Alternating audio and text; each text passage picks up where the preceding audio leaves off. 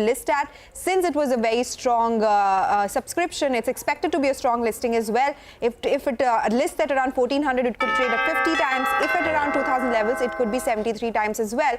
And it is a homegrown pharma company, and the other details will be there for you. All right, Sonal, thanks very much for that. That's a punchy snapshot of what Encure looks like. Strong subscription market starting a little bit flat right now, 10-point change lower. 24,420 is where the index is at. The Sensex is down 70 points now. So fast changing screen there. We're about what 80,284, 80,290 now actually. So yeah, I mean a little on the downside, but flat is how you describe things. Market breadth, look at that. And that tells you, the mood in the market. 1,400 are starting higher, 350 are starting lower. Nifty Bank is down about 0.25%. IT index is up about 20 points, 22 points or so. And I think we'll have mid caps and small cap indices also come up on your screen, which will give you a sense of what the start is looking like. But on the headline, it is a pretty flattish start. Sonia. Absolutely. And, just a couple of stocks, right, that are in focus this morning. Infosys has bagged a 5-year order from Sectoral, which is an affiliate of KKR. And of course, ahead of the IT numbers, all of these stocks will continue to be in focus. Adani Ports has got this LOI for a 30-year concession period at the Deen Dayal Port. So Adani Ports is holding up now, up almost 0.5%. JSW Steel, its Q1 production is down by 4% year on year, but the capacity utilization is not bad at about 87%, so keep an eye out on that. Havels has announced an expansion with an investment of 375 crores at Alwar. Kim's has acquired a 200-bed hospital in Vizag for 75 crores. So Kim's is another stock, Krishna Medical, that's up almost 3% right now. RVNL, of course, all of these stocks have been in the news. RVNL has gotten a 190 crore order from Maharashtra Metro Rail. So that's another stock looking pretty good this morning, 5% higher on that. And then you have Mankind and Delivery that are in the news as well. On the downside, Delta Corp, well, because of several reasons, casino operations have not been that great. So Delta Corp is down about 1.5%, and Marathon Next Gen is also another stock that we're tracking. The Q1 area sold is down about 45%. But otherwise for the market, it's honestly not bad. Flat, just holding on to its gains from the last many days, just taking a little bit of a breather. The Nifty Bank is the one exerting a bit of pressure, down about 200 odd points, but net, it's not such a bad opening. Well, that's right, Sonia. A few stocks that are moving around, though. RVNL, that's the big mover. It got a 187 crore order from Maharashtra Metro Rail, so that one's up and about. KDDL, they've announced a tender route to share buyback of around 88 crores at a price of around 3,700 crores. So that stock had opened up well in the green. It's up close to around 2% or thereabouts. A few more big movers, from the broader markets itself. MGL, IGL, we'll get to the management in MGL in just a bit, but those price increases clearly have enthused the street out there. And with Bajaj coming out with the new launch, the CNG launch, it seems the street is building in. Maybe there could be some volume contribution from there as well. So you have MGL and IGL, both of them are higher in trade. On the downside, MCX is down close to around 2.5%. IEX is down close to around 2%. Hindustan Copper came out of the ban, but the street preempted that. For the time being, the stock is down close to around 2% or thereabouts. And some of these fertilizer companies like RCF, that's seen a big run. The stock is up close to around 50% in the last 45 days. That's down a little bit in today's trading session. On the flip side, Hemisphere Properties, I'm not sure what's going on there, but massive volumes at the start of trade. The stock is up close to around 6% as we speak. Prashant. Mahindra is down, right? Is the biggest gainer with a 5% knock. I'm not sure. Loser, Yeah, 5%. You said biggest gainer. Sorry, it's 5%. It's a big cut, right? I mean, I'm not sure if there's any news flow per se, but at about 2,800 now on Mahindra and Mahindra, it's like M&M reversed. It's like Maruti reversed from yesterday. Maruti was, of course, the big gainer, and M&M is cutting losses, but still down about 4%. So outsized one, because the next loser is SBI. Number 2 loser is SBI with a 0.5% cut. So it kind of stands out in that sense. Maruti is continuing its momentum. It's up 1.5%. It's the biggest Nifty gainer right now. After yesterday's 7% gain, it's up another 1.5%. So that registration fee waiver in Uttar Pradesh for hybrids working in its favor. Grasim is up about 1.25%, and there is Eicher and Bajaj which are up as well. So autos definitely on the move, both on the upside and on the downside as well. I just look at the broader market for a quick bit. Mankind, I think we mentioned some of this stuff. Mankind is up 3, RVNL is up 4. RVNL is by far the biggest volume-led gainer with a 5% pop. Stocks at about 570. Nigel mentioned MGL. There is IGL, which is up 3% as well, 539. GMDC is coming up with a 3% gain right now. It'll, at about, 425. Supreme Industries, I think, was a brokerage call, 3% higher. Sud highlighted that. 6,200 on Supreme Industries. CAMS is up 5%. CAMS had a very large move yesterday. So from Monday's close, which was 3,700, 3,800, stocks moved to about 4,200 now in 2 days flat. And actually, not even 2 days, because we're just starting the day here now. Walchand Nagar is up 4%. Vijaya Bank is up just some big volume-led gainers. Nykaa is coming up with a 3% gain. So at about 181, Nykaa has got volumes on it as well. But that's it. I mean, you go down the list, volumes start to dry up pretty quickly. Swan Energy, which was a big mover, which actually has been a big mover all through this year, is down 1.5%. It's got large volumes. There is RCF, Hindustan Copper, National Fertilizer, IEX, GE Shipping. MCX is down 2.33%. MCX at about 37.75. Decent sized volumes to begin the day. Once again. Sonia? You were mentioning Supreme Industries, right? Yeah. The company that manufactures plastic pipes and packaging products, and that one's doing really well, 2% higher now. Jefferies has a buy call, and they have raised their target price to 6,700, which is still an upside to the current market price. Their earlier target price was 5,390. And they speak about how volume growth for Supreme Industries has been so strong, over 20% volume growth. So this is one of those classic plays on, housing, infrastructure, and the fact that the budget is coming up and perhaps something could be announced there. So, some of these ancillary plays as well. Just one more stock, Greaves Cotton. We had highlighted in our morning chat the kind of delivery-based buying and the big move that we're seeing. The stock has made a 52-week high. Keep in mind, in the last 1 month or so, it's up more than 25%, but massive volumes in the first 3-4 minutes of trade itself. 52-week high on that one. I mean, it closed last month at 125. Yeah. And 175 now. I mean, so that's a pure momentum mover. Big volumes as well for this point in the day, as Nigel highlighted. Well, Manish Gonwani is our market master today. He's Chief Investment Officer at Bandhan AMC. Manish, good morning. Good to have you with us here. Thanks for your time. I mean, I think, mutual funds are all smiles, right? Big inflow. Nothing to complain about. 40,000, 43,000 crores and an SIP book growing.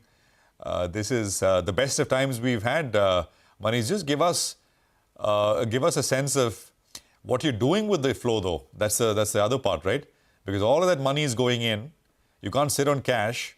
Yeah. And you got to put it to work. So are you expanding the universe beyond what you would traditionally look at, to look at maybe smaller companies and ones where there is some not just the large caps or the top 100, 150, 200 names in that sense. Are you forced to do that, Manish? We're not being forced. Actually, we've always been of the view that structurally the small cap space is the most interesting space in the market. Now, of course, after such a strong 1 year, if you have a short-term time frame, you should be a bit wary of small caps. But if you have 3-5 year kind of view, essentially our view has been that between the themes of high liquidity, the kind of change we are seeing globally and in India, and the fact that overall macro growth, I don't think will be great globally. If you combine these 3 big themes, I think we will reach a conclusion that large caps may struggle to report any strong earnings growth, whereas a lot of selective small caps, which play on themes like energy transition, China plus one, consumer discretionary affluent and luxury consumption.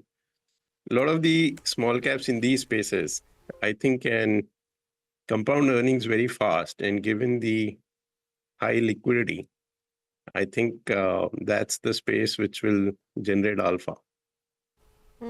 Okay. Manish, hi, good morning and thanks for joining in. Absolutely right, no complaints for this market. But what do you see as the trajectory over the next 1 to 2 years? I'm asking because this market cannot go up endlessly. At some point, a correction has to come. Do you think, if not a price correction, there could at least be a time correction which would allow this market to fall into that range of 12 to 13% gains that we've seen on an average for so many years, right? So correction to a mean, so to speak. What is the best way for a retail investor to look at it? No, you're correct. Logically, that's what should happen.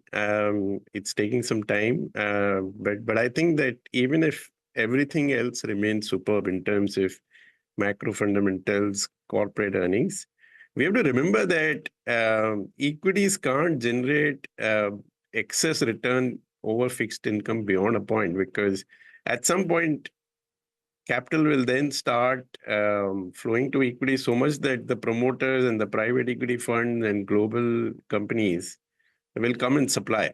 So we're seeing, for example, a big auto OEM globally is coming and listing in India because valuations are high.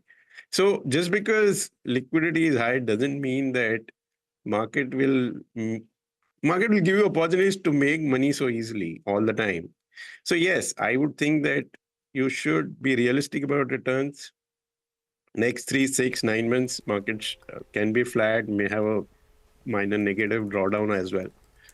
But I do think that, again, if you talk about 2, 3, 5 years, given the liquidity, that it is a stock pickers thing in small caps, that if you can find companies that play on big trends and have management that can execute, I still think that good stock picking will get rewarded.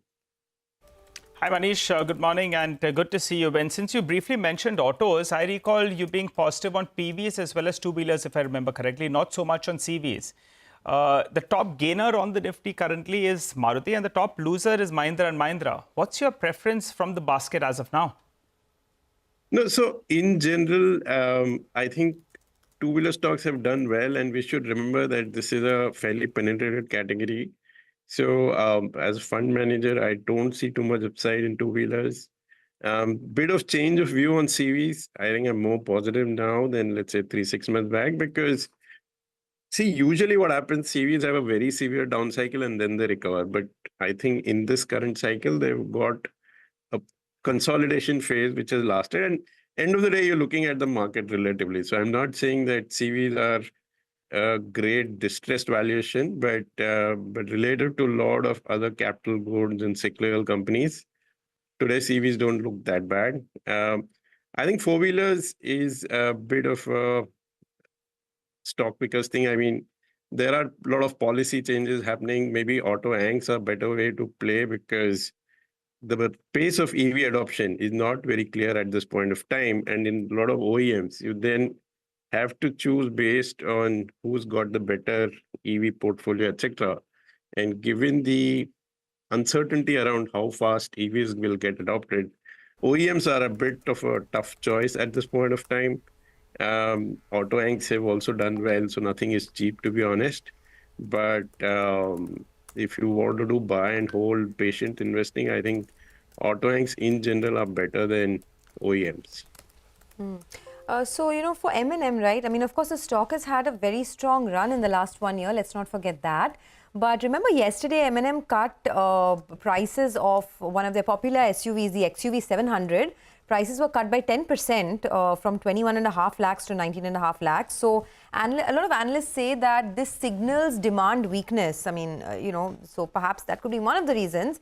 But in any case, the stock has also seen a big appreciation. If you look at the last, not the last couple of months, but if you look at the last 1 year, it's been a phenomenal run there. So Manish, for just a follow-up before we move on to the next sector, for companies like M&M, where maybe there is valuation discomfort now, and perhaps there's some demand weakness as well. Do you think that the time has come to churn out, maybe into other pockets like commercial vehicles? Just trying to understand how to move in this space.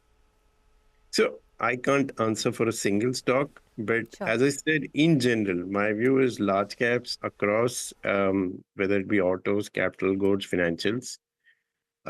Given that globally GDP is going to grow slower and slower, India will obviously be a relative outperformer, but if global GDP is not going to grow gangbusters, you can't expect very strong cycles to happen in India. So you have to play these small cycles that happen. in that sense, as I said, at this point, auto OEMs, which have done very well for last 12 to 18 months, I don't think there's any big value there, honestly, unless you, as I said, you're able to pick a policy direction on, let's say, EVs and choose a OEM that rides on that policy direction. It's a bit of a risky call. But apart from that, I don't think there are any secular growth at a reasonable price kind of ideas in autos at this point of time. So I think the more powerful theme is energy transition, which is a global theme. The addressable market is higher, but there also stocks are not very cheap. But these are themes you have to keep churning. I don't think this is a buy and hold market. Clearly, valuations across the board are not cheap. Clearly, as I said, you're not going to get very, very strong growth in credit growth or auto sales. So you need to churn your portfolio wherever there is a bit of pessimism. So as I said, I just see some relative pessimism on the CV cycle. And the small bit there may make more sense today than the passenger side. Okay. Well, point taken. You know, some of these holding companies, Chola Holdings, for example, is up about 6%. And we've, Bombay Burma and some of these other holding companies have been doing very well. Chola Holdings will come up. It's got large volumes on it. That's the mover today. CESC, the tariff adjustment higher happened yesterday. It's up another 3% this morning. So there are follow-throughs in Maruti and CESC, the two big single stock movers from yesterday's session. There is Manappuram, which is in the mix now. It's up 3.5%, 214 on Manappuram. Was not there when we started the session. And of course, I mean, the railway, RVNL, IRFC is another addition. IRFC is up 3. It's the second largest volume traded name. And of course, CAMS remains higher by about 6% or so at this stage. You know, these water companies, water purification companies, Iron Exchange, 4%, Viatec Vabag is up about 2%. So some more stuff which is showing through. Jewelers is another pack. Yesterday, Senco was down 5%. Senco, of course, at the business update, we had the management with us. But others like Kalyan and even a smaller old name, TBZ, Tribhuvandas Zaveri, these were large movers yesterday. I can spot Kalyan, which is up about 3.5%. So there is, I mean, a fair bit of activity which is coming up. Manish, for those who are doing it themselves, and of course, there is enough money being handed over to mutual fund managers. But as you say, this is not a buy and hold market; it's a buy and sell, and then buy again kind of a market. So you jump from pocket to pocket, trying to find that relative underperformance or relative valuation comfort. So apart from what you mentioned, any other pockets where you find that? So the 3-4 themes which we like are real estate, pharma, the energy transition, capex. IT, I think, is not too bad, although I'm not very positive, but being underweight IT any longer doesn't seem to make sense. So yeah, these are the pockets where we see relative valuation. Okay. All right. We'll leave it at that. Thank you so much for joining us. Appreciate your time here. By the way, as we were speaking to Manish, just wanted to get a quick update on what's happening in the market as well. It's not doing too much, to be honest. It's very, very quiet. Just consolidating its gains of the last many days and catching a breath, taking a pause. I think that's the need of the hour. It's been relentless, the pace over there. But let's do one thing. Let's talk about Mahanagar Gas now. The company has hiked CNG prices, remember, by 1.5 rupees a kilo for CNG and 1 per SCM for PNG. The company says the price hike was due to shortfall in domestic gas allocation. To discuss this and more, we have Ashu Shingal, who is the MD of MGL, who joins us now.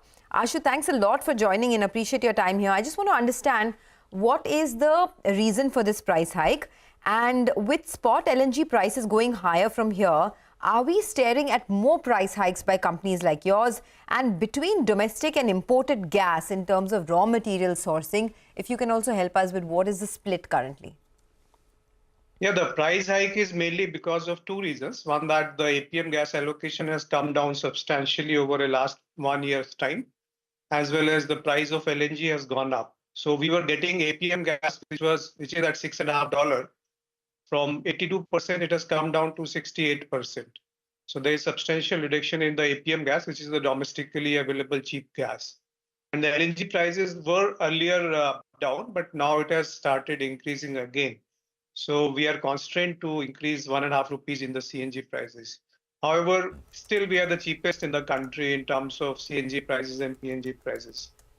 Okay. Mr. Shingle, hi, good morning. Prashant here. So could you tell us, do you anticipate any impact on volumes? You say you're still the cheapest, so I'm assuming no. So what's your volume growth outlook for this year? And what about margins, sir, EBITDA margins? What will this do to margins? Will you be north of 10 rupees per SCM?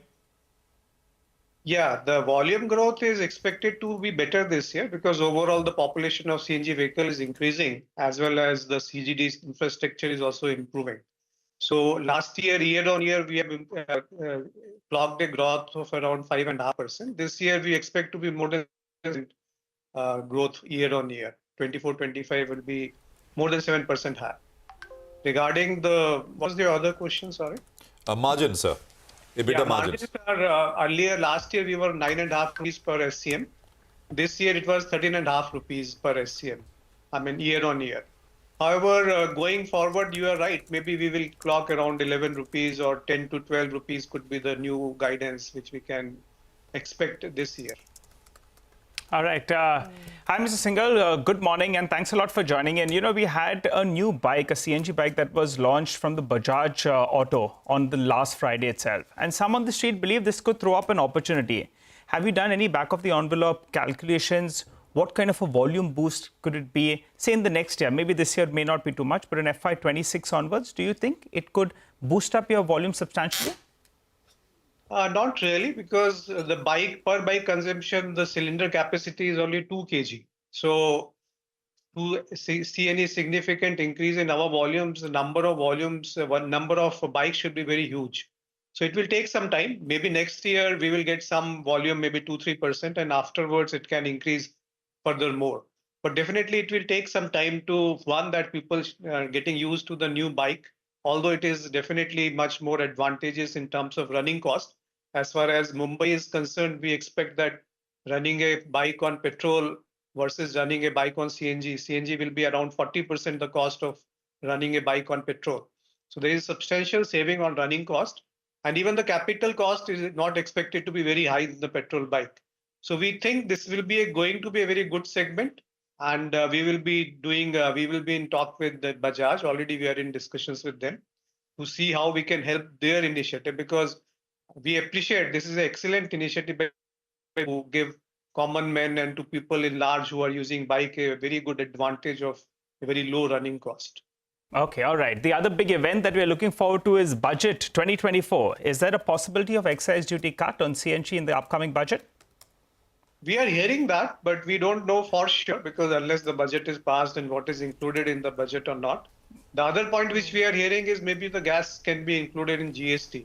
Because if that so happens, then excise duty cut will not be required. It will be one tax regime for the gas segment itself. So if it's included, then what kind of a benefit is it for you? You know, if the second part happens, gets included under GST, then what kind of a benefit it could be for you as well as for the industry? For MGL, it will be a pass-through because any tax is not on our account. It is passed through to the customer. So customer segment, industrial and commercial particularly, will get benefited in terms of they can, if their input tax credit which they get and their product is under GST and the raw material is not under GST, then they don't get input tax credit. So maybe product price will be, they can get some benefit there. MGL, it will be a pass-through. For PNG segment, it can slightly increase the prices because PNG cannot take any, because currently the VAT in Maharashtra is 3%. So if gas is included more than 3%, then maybe there can be some increase in PNG prices. Mr. Shingle, just to go back to that earlier point on the bike, right? But so, for example, we've had this new bike, CNG bike, and maybe others will also launch bikes. We had UP, for example, which has made registration fee for hybrid vehicles waived off the registration fee. My point is, and CNG is an important segment, right? Almost 3/4 of your business volumes are CNG. So will this push the network expansion, more CNG stations, etc.? Could you give us a sense of how that is likely to come through? And what are the volumes what kind of volume growth are you expecting for that segment? It's small right now, the bikes per se, but if there is a sustained push all across, could this quicken the pace there? Yeah, it will take some time. I mean, the volume growth will take some time because of the impact of the bike only, because around 3-4 lakhs three-wheeler auto is there, and three-wheeler auto takes around 3.5 to 4 kg, around 3 kg per fill, whereas bike will take around 2 kg per fill. So double the numbers will give us maybe 10% volume, but then the numbers of bike should be around 7-8 lakhs, which will take a substantial period to come to that number in Mumbai or in our geographical areas. CGD infrastructure, any which way we are going to increase, because this year we are planning to put up around 85 stations, including Unison 30 and our stations put together. So we are anyway going to increase our CNG infrastructure, either the bike is there or not there. Anyway, it's going to add one more segment, which is a very welcome thing for us, company like CGDs.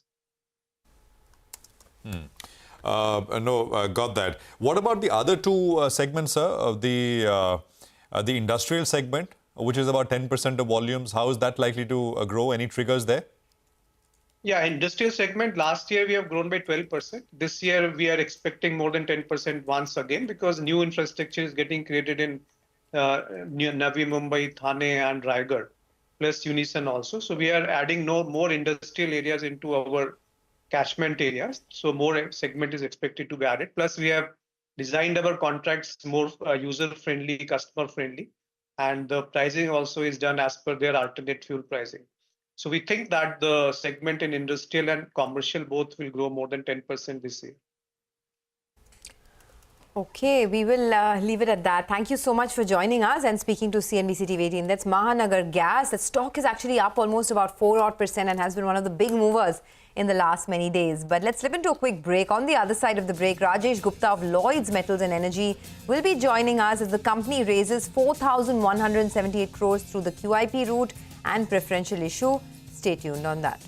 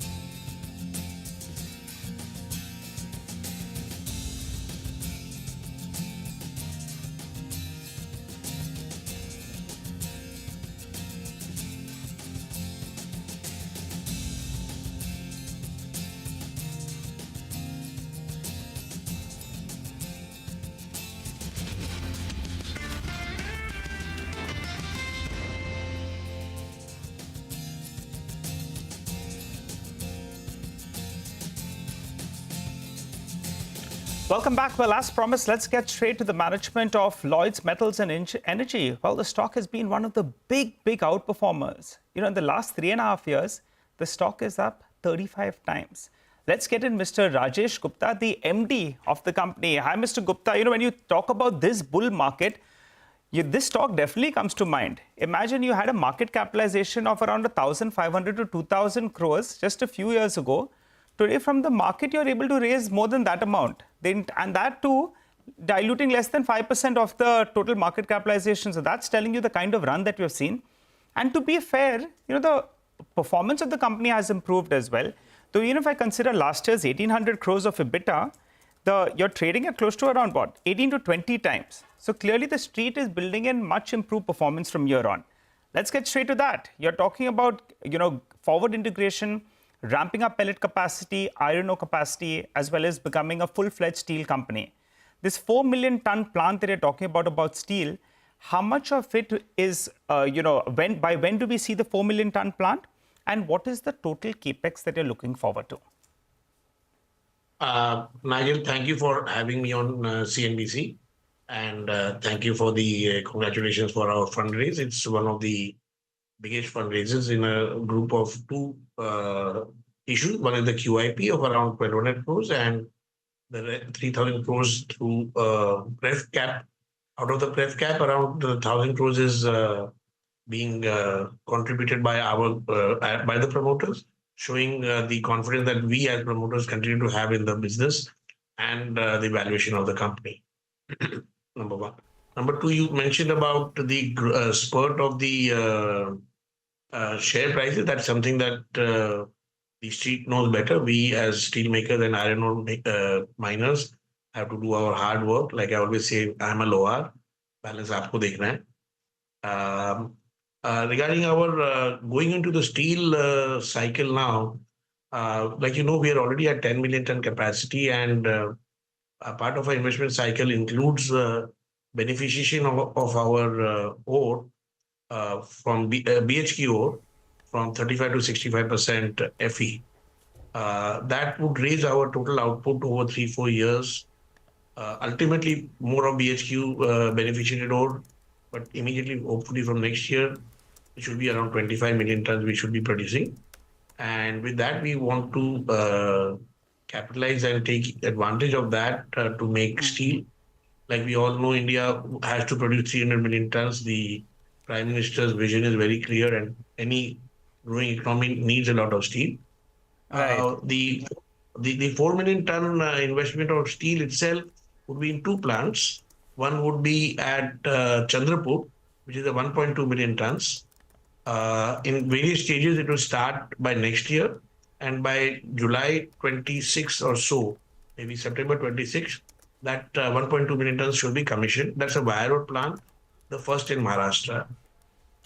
Simultaneously, in the other location in Gadchiroli, which is very near the mine, where we have started the first industry in that district in the last 30 years already. We'll be starting up two pellet plants. Again, one will be starting up in by the end of this financial year, and that's the first pellet plant, and the second would start by the end of the next financial year.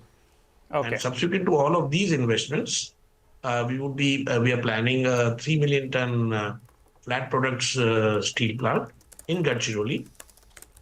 The total capex cycle, so that 3 million tons is very modern. We hope to have a very modern plant with the maximum green possibility, especially because of our beneficiation. And we hope at least 20% over lesser carbon footprint over other manufacturers because of the iron ore being very rich. Okay. And, Mr. Gupta, yeah. So Mr. Gupta, this, this 3 million ton plant, by when will it be commissioned? That will be around 28, 29, sir. 28, 29. Got it. Now let's get a few more details. You said your iron ore capacity moves from around 10 million to around 25 million. So for the next year, this is FY25, you had made a request, I think, to increase the mining capacity as well. I was looking at Requeris note. They are talking about 15 million tons in the coming year. And then they're saying you ramp up to around 25 million tons. So should we read that 15 million tons in FY25? And from FY26 onwards, it will be 25 million tons per annum. We're only talking about the iron ore mining for now. So I wouldn't want to give a guidance exactly, but we hope to get that enhanced capacity in iron ore mining by the end of this calendar year, maybe by January. So we can do some pro rata tonnage out of the 25 million tons in the last two months of the financial year. So whether 12, 13, 14, that depends on various factors, but definitely we are geared up for that. Okay, and you get the total enhanced capacity to 25 million tons by FY26? Definitely, we hope to do that. We have performed similarly when we went from 3 to 10 million tons. So we hope to get the permissions by that time. Okay, now this entire capex, 12 million ton of pellet, 4 million tons of steel, hiking up the iron ore capacity to 25 million tons, beneficiation plant as well. What is the total capex? I think it's around 30,000 crores, right? That's right. Around just little north of 30,000 crores. a little north of 30,000 crores. You have raised close to around 4,000 crores, including the promoter infusion.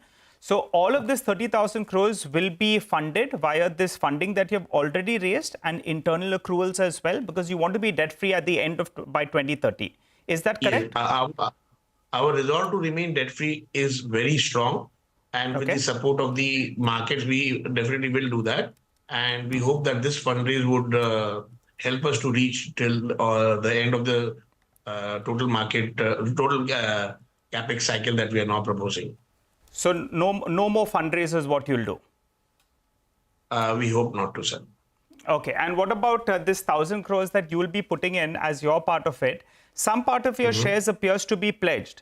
So will you be pledging your current holding to fund that, the warrants that you will have to honor? No, the pledging is, we are like, two promoter groups. So some of the pledging may continue, but we hope not to pledge further shares now. Okay, no further pledging. Got it.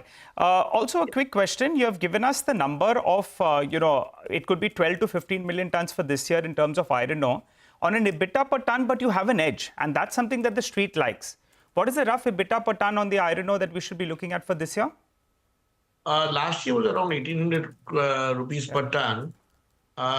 Given the market, because we have had ups and downs in the price because it's a cyclical industry, I would expect around 2,100 or so. But again, it's not a guidance, but just the trend that we are seeing in the market, in the iron ore market in India.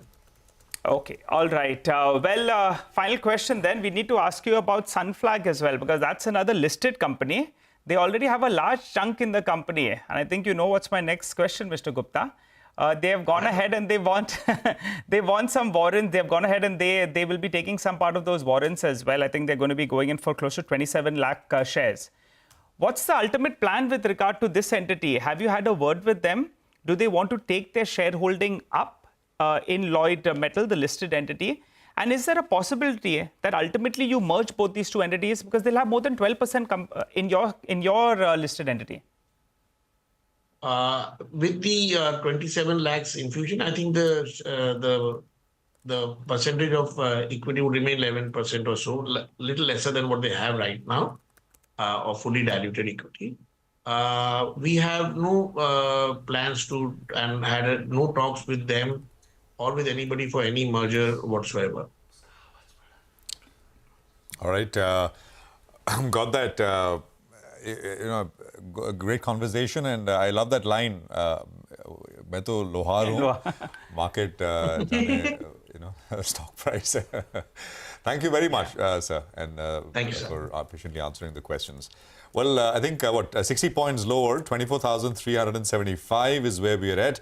And we are actually, market breadth is now significantly negative. That is the one change. There is some profit booking which is happening in the broader market in a not in a very large way, but lots of stuff is down between 4-5% now, and about 1,500 stocks are down. There's about 900 stocks which are higher. So it's kind of turned over the last 10-15 minutes or so. And there is more down than up now. But it's also time for our special segment, Quarter Se Quarter Tak. We get you earnings expectations from from a different sector every day. And today it's a turn for banking in Q1. Abhishek is here with expectations. Abhishek, morning.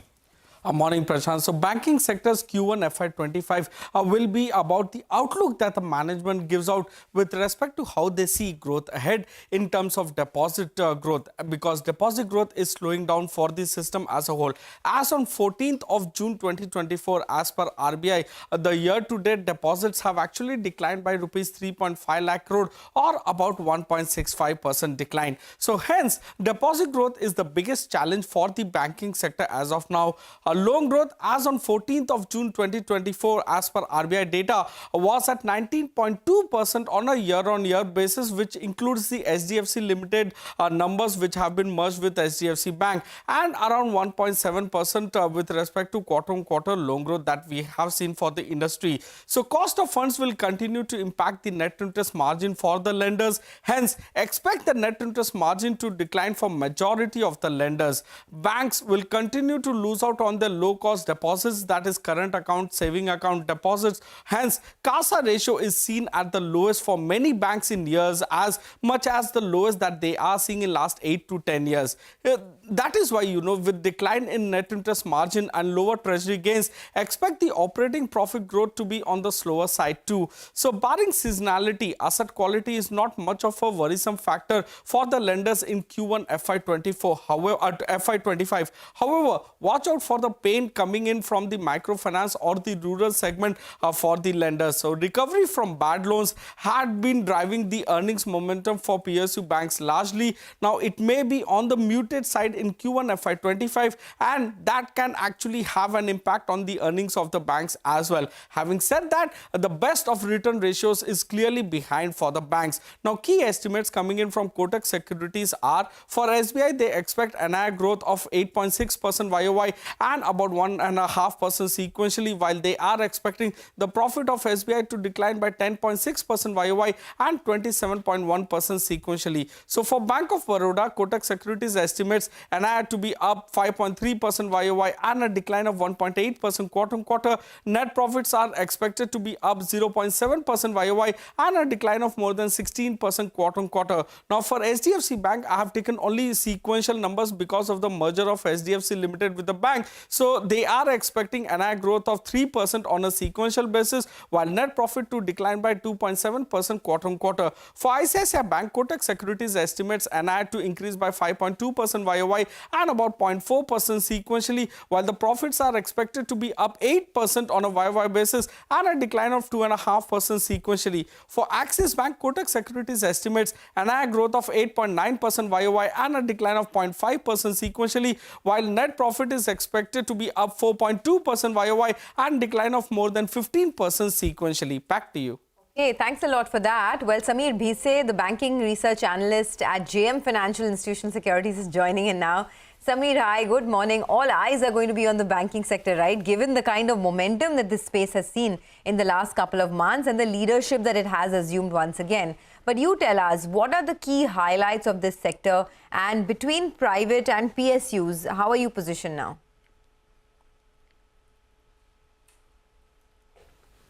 Sameer, I think you're on mute.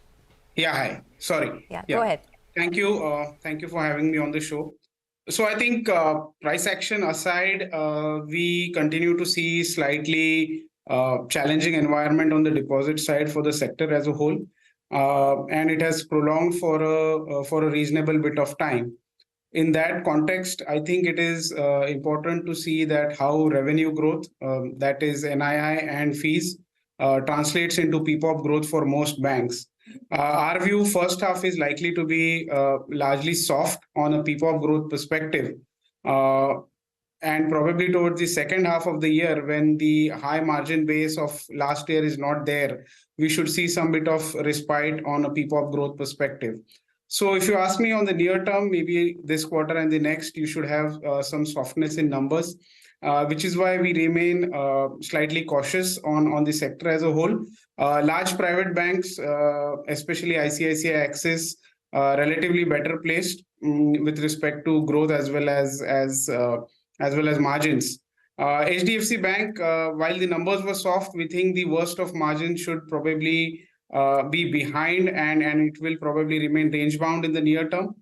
Overall, I think deposit growth is what we are watching. Also, on the asset quality side, some initial signs of inch up on credit costs for spaces which are now widely known, maybe a bit of microfinance, and as well as some bit of inch up in unsecured.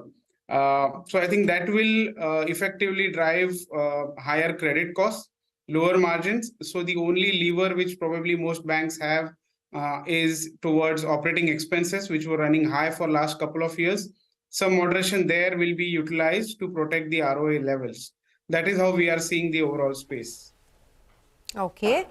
So what is, in terms of the valuations, how are the valuations stacked up now, even if there is some moderation, even if profit growth is slower across the sector, right? Do you think there's enough valuation headroom for stocks to move up in the private sector space? So in terms of valuation headroom, I think I would agree that valuation downsides are limited given the rest of the market has moved the way it has. So this sector probably stands out where valuations are close to long-term averages. But we are of the view that the valuation is there for the right reasons. You will need respite on the macro front, especially deposit growth, which effectively drives your potential credit growth. For stocks to re-rate, you will need improvement on that side. Got it. That's the listing, by the way, for MCure. And I think the listing has happened at about a 30% premium on top of the issue price for 31%. The other one is Bansal Wire, which has also made a debut on these stock exchanges. So two listings today. Bansal Wire is up about 40% on the issue price, and MCure Pharma is up about 35% now. And significant volumes, half a million plus shares on Bansal Wire and about 300,000 shares on MCure, which of course was the more high profiles. Both were of course subscribed well. MCure was subscribed some 70 times on an overall basis, and so I mean, it's a decent start coming through. Eddie, Samir, hi, good morning. Now across your coverage universe, banks, non-banks, etc. By the way, you have a new initiation as well, right? Muthoot Microfinance, where you've sort of initiated coverage with a buy, etc. Give us some ideas, Samir, around earnings, beyond earnings. So I think yeah, we continue to like ICICI Axis in terms of numbers and valuations where they are stacked. ICICI has been the sector leader so far and should remain the way it is going right now. We are happy to see mid-teens or low-teens kind of PPOP growth for both these names for the full year, which itself puts them in a relatively strong position versus other sectors. Some of the smaller banks, we are still watching the credit quality on how credit costs shape up, as there are initial signs of some bit of inch up in credit costs, and we will see where they settle over the next couple of quarters. But broadly, if one has to ask that when the sector probably goes back to the valuation upsides that they had seen earlier, I think it is still some time away in my view. Outside of these two names, anything else? We like SBI too. I think on the PSU banks back, I think so far remains the best play. Okay, SBI, got it. Now for SBI particularly, right? I mean, it's been almost a 15% gain that SBI has seen in the last 3 to 4 months.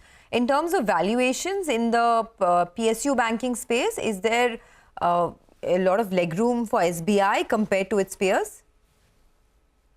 So I think one has to look at it in the perspective that ROA has been expanding. And even if one were to adjust for the recoveries and write backs that they have seen from past book, the core ROA is also inching up. So to that extent, SBI now suddenly has a growth upside vis-a-vis what is happening in private sector banks. So they can continue to grow at 15-16% and also drive 1% plus ROA, which puts them in a reasonably strong shape. And hence the valuation re-rating can be justified versus what was the recent history. Okay, Samir, we'll leave it at that. Thanks a lot for joining in. Appreciate your views on the sector and how to approach it. Well, let's do one thing. Let's take a quick commercial break. On the other side of the break, we'll put focus on the commodity markets. Manisha Gupta is joining in. Stay tuned.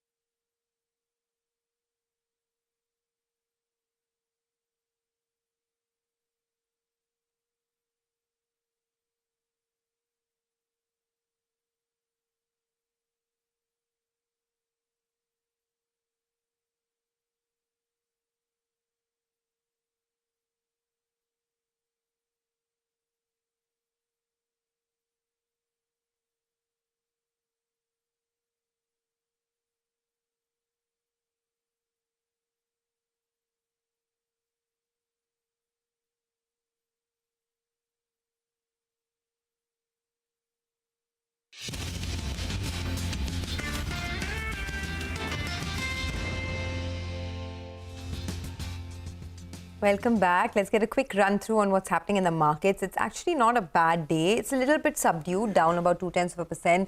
Little bit of pressure on the index, down about 65 odd points, but par for the course really, given the kind of trajectory that we've seen lately. Mitesh Thakkar is joining in now to tell us how to approach the markets. Mitesh, it's been a phenomenal run. A lot of milestones have been hit. But for the rest of the day, what are you penciling in and what are the stocks that one needs to look at? Yeah. So I think, yesterday as it made a new high, the Nifty, I think it did surprise me because there was lack of momentum and I was suspecting that the new high may not last and we might actually get a dip. So that's playing out. Now the first support of 24,350 is right there. In case you break that, I think another 120, 130 points could happen in the next 1-2 days. So below 24,350, expect 24,240 thereabouts. And in the worst case scenario, we might even test 24,180, 170 zone. So I think the market could give some kind of a pullback is my overall feeling. Therefore, we are looking at now exiting long positions and exploring some shorting opportunities. EU Bank is one name which is looking weak. So that's a sell. Keep a stop at 642. Look for targets of roughly around 610 to about 605 on the downside. And after a long time, after a good rally, Coromandel could also give some kind of a pullback. So sell here with days high of 16-17 as the stop loss. Look for 15-10-20 as your pullback. Okay, all right, Mitesh. By the way, Mitesh, in the broader market today, right? I don't know if you're seeing there's a fair bit of pressure, a lot of pullbacks, well traded names, which are down 3, 4, 5%. I mean, I can spot at least, 25, 30 names already with decent sized volumes. That's right, Prashant. In fact, the entire pack, which is the mid-cap pack and the PSU banking names, and we've had sell calls on Canara Bank and Bank of Baroda earlier. I think the entire pack looks like it's extremely overbought and now is ready to give a pullback. The intraday indicators are suggesting some kind of a mild breakdown. Therefore, I think next few days could be slightly on the negative side. If people have, this is a good time to take profits and exit long positions. If somebody wants to short, I think, we've been giving stop losses and calls with targets, etc. I think those can be followed. But the overall feel is that next couple of days could be more on the corrective side for the space, which has done very well in the last couple of weeks. Okay, well, thanks a lot for that. Let's do one thing. Let's focus now to the commodity markets. Manisha has been waiting by. Manisha, what's the one commodity that we should be looking at today? So now I'm looking at the soft commodities. Pardon me, the latest FAO data also shows that the industrial agriculture commodities also have kind of softened in the month of June there. Of course, there has been increase in vegetable prices within India. Vegetable oil prices, sugar and dairy products have seen an increase, but various other important essential commodities actually have seen a decline in the last 1 month or so. I will start with vegetable oil itself, and palm oil prices is one which has seen slight rise in prices. There is firm demand from India and various other countries, and the biofuel sector also seems to be supporting demand from this one. Rice is something that has seen a constant decline in prices. In the international markets, we have the prices trading at a 3-month lows. For the Indian markets as well, there is a surplus now, and with the kind of sowing that India has done, the expectations are of a bumper rice crop, and the government is looking to take off some of that stock that they have. So this is one thing that seems to be impacting the international markets as well, that India could be lifting export restrictions by the time you are looking at end of July. The new rice will start coming in from the month of October. So that is what the world is watching at. For the global markets also, it's higher supplies, lower demand, and the world agri supply and demand estimates, if you look at those numbers, also do show that you are looking at stronger numbers there. We are looking at nearly a higher number in sense of 3% when it comes to year-on-year basis. Not just rice, cotton prices in the international markets are trading at a 4-year lows now. There is favorable weather in the US markets. Indian prices right now are trading at a 2-year lows also. And weak export numbers is something that continues to weigh on. Also globally, 2024-25 as a year indicates an increase of nearly 90,000 bales of an excess in the international markets. That is keeping those prices in check. Moving on, you have sugar prices, which also are trading below 20 cents here. The strong monsoon that you have seen in Brazil, Thailand, India does indicate that we are looking at a better crop this time around. Brazil actually is looking at much higher crop as compared to the previous year. Output is estimated to increase by 1.3%, and India is looking at a sugar surplus of 3.6 million tons. All of those factors keeping the prices in check here as well.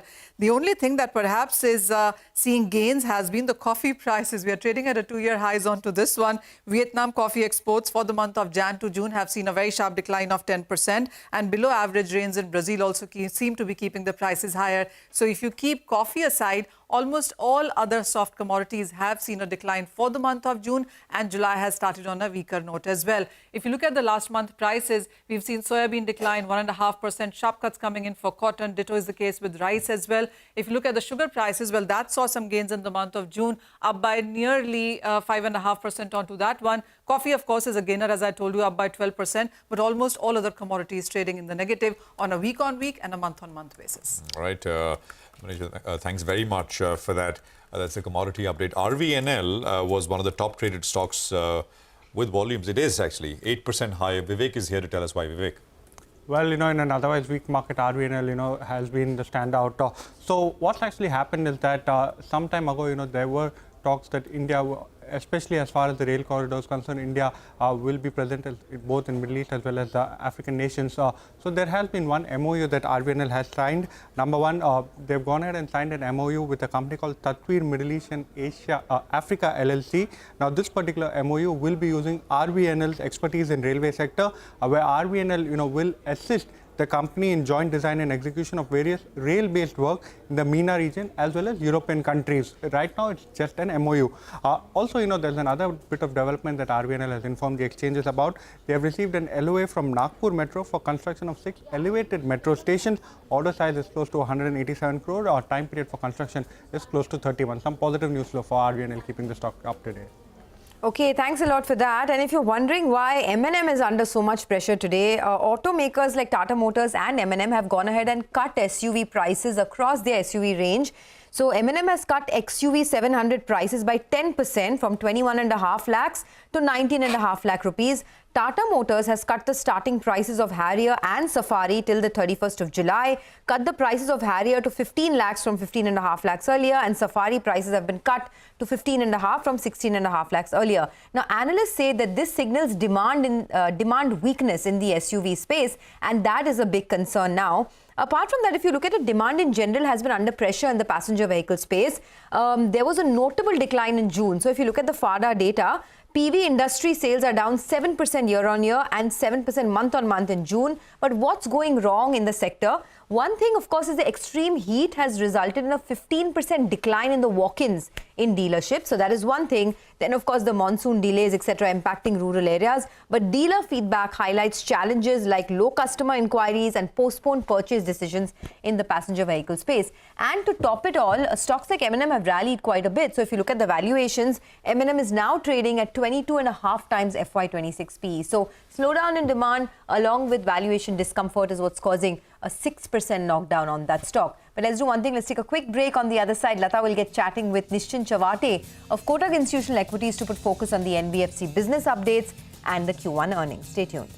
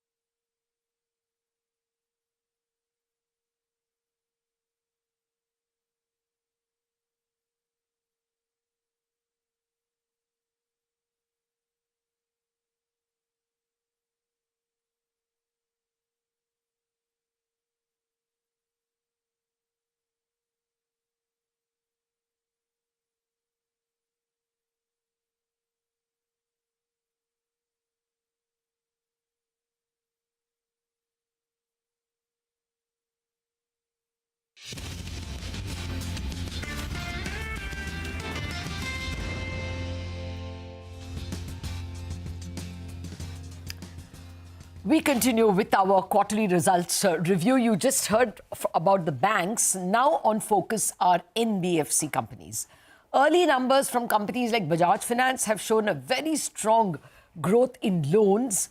Companies like MMFSL have, on the other hand, shown stress in the form of lower collection efficiency. So what are the retail credit demand trends for the sector as a whole? Will they show margin pressure due to higher cost of funds? And what about the stress that we hear in unsecured loans and microfinance come in pockets? For all these questions, I am joined by Nischint Sawate, the Director, Kotak Institutional Equities. Good morning, Nischint. Thanks. Pleasure having you with us. Well, for starters, overall, I'm reading from your own report, you're looking at very strong credit growth in companies like Bajaj Finance, Cholamandalam, etc. So good in terms of top line, would you say? See, the answer is in terms of loan growth, yes, but a large part of it also comes in because of the run rate that you have been doing over the last couple of quarters. I think from a disbursements point of view, typically 1Q seasonally has or tends to have some element of weakness, which our sense is may be there this year as well. In addition to that, there have been sound bites about excess heat wave or, for that matter, election-related kind of a little bit of weakness in collections, and which is where first quarter could be slightly soft in terms of disbursements. On loan growth, I guess, it kind of starts playing out over a period of time. Now, the question is whether this is a seasonal weakness or is it something which is an early sign of, some kind of softening of demand. I think, as you rightly mentioned, in your opening comments, that there have been pockets of stress. So the question really comes in is that, for the secured lenders that, typically we have coverage on, whether this is an early sign and it's going to spread to the secured ones, or is it something that any disbursement weakness in the secured ones is just going to be a function of a seasonal trend. I think that's something that is going to be very crucial in the management commentaries.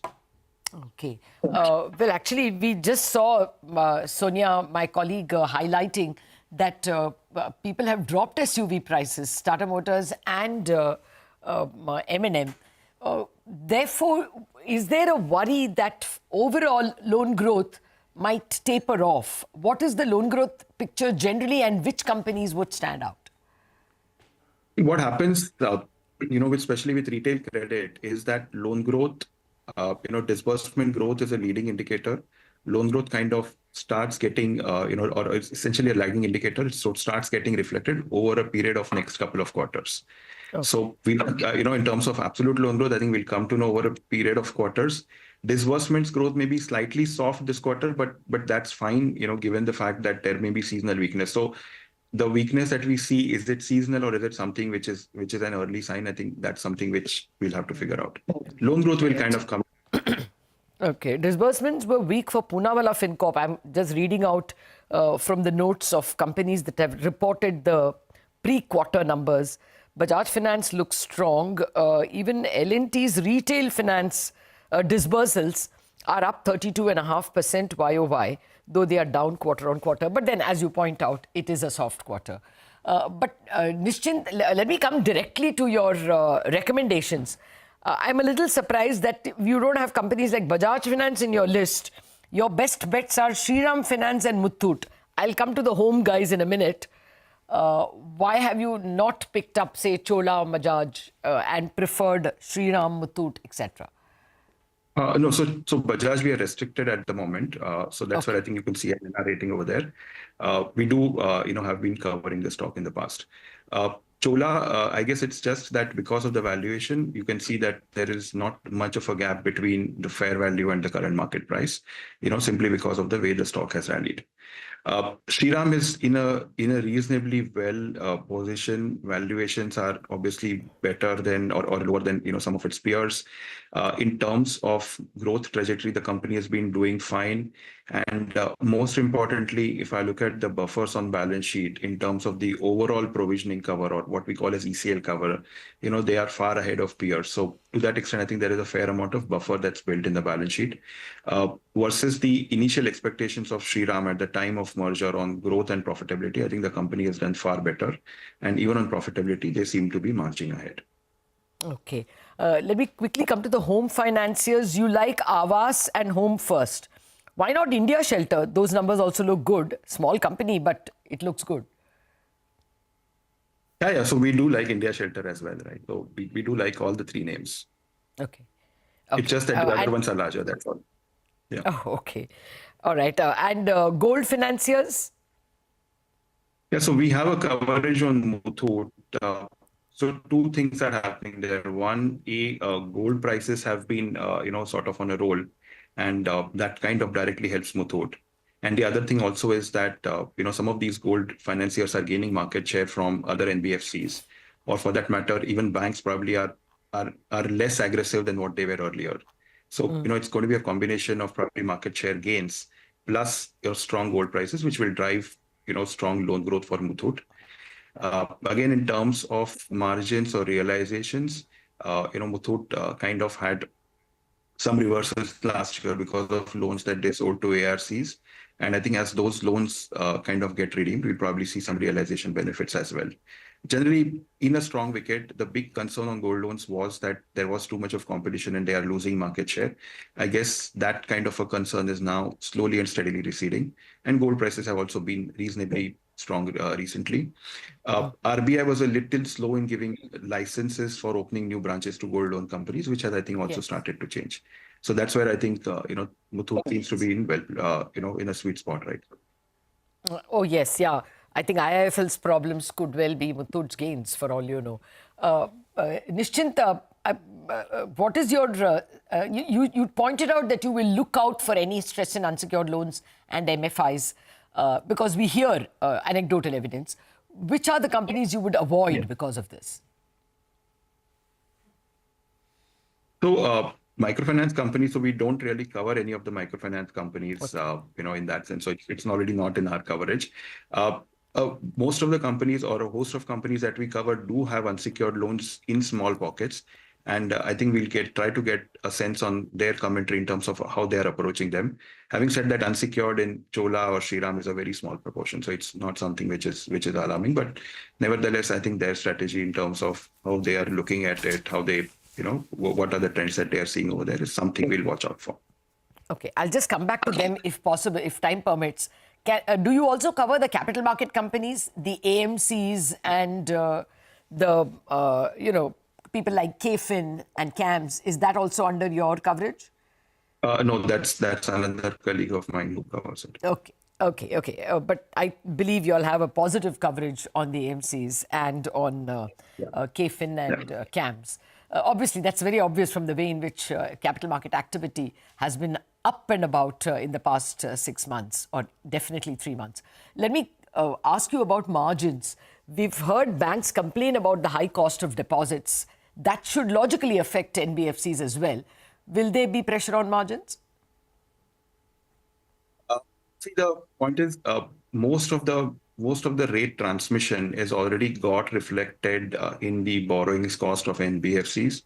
So on a sequential basis, what we are really building in is nothing more than 10 basis points of rise in borrowings cost. Incremental cost of funding for most of these NBFCs has been stable for the last 2 or 3 quarters. So incrementally, do we see that bank lending cost for NBFCs going up? The answer is no. So most of the transmission has already happened. Yes, what NBFCs are consciously doing is they are adding new sources of funds. So they are kind of looking at, foreign borrowings or mutual funds, etc. Even if that comes at a slightly higher cost, they may be okay to do it, given the fact that it's giving them a more diversified borrowing space. So that's where you could probably see a little bit of an inch off of funding cost. But broadly, it looks like funding cost is now more or less stabilized on a sequential basis. Well, right now, Reserve Bank has not shown any inclination to increase, say, risk weight or any other negative on capital market exposure or on, lending to the stock market. But the way in which the authorities in general, SEBI, RBI and the government are going against F&O volumes and other equity market surges, which are the companies you would put on your watch list? None of the ones that we cover are, if you look at any of these, larger companies, they are mostly focused on vehicles business loans. Okay. You've got specialized home loans companies. So none of them are, You would have things like IIFL. Won't those be exposed to? Won't they have high capital market exposure? So we don't cover IIFL, but my understanding is that they don't really have large capital market exposure. See, capital market exposure is a much smaller part of the overall system now, right, as compared to some of the other asset classes. So, even if some companies are doing it, it's much smaller proportion. So, I don't think it may not affect that. Yeah, I take your point. And even IIFL is more a wealth manager and not perhaps lending to, margin funding, etc. Point taken. Overall, are you all positive on NBFCs, your best picks? Yes, so the general view is yes, positive, but we obviously, acknowledge the fact that stocks have run up a lot. So the upsides are much lower now than what they were probably let's say a quarter back. As you kind of highlighted or summarized, we are essentially, Shriram, Muthoot are the best bets for us, and Awas and Home First essentially on the affordable side. All right, we'll leave it at that. Nischint, always a pleasure speaking with you. Thank you very much. So Nischint is not quite Nischint on all the NBFCs. He will worry about what the commentary will be on stressed loans, especially in the MFI space. With that, we wind up on this edition of Bazaar. Thanks for watching. Chartbusters coming.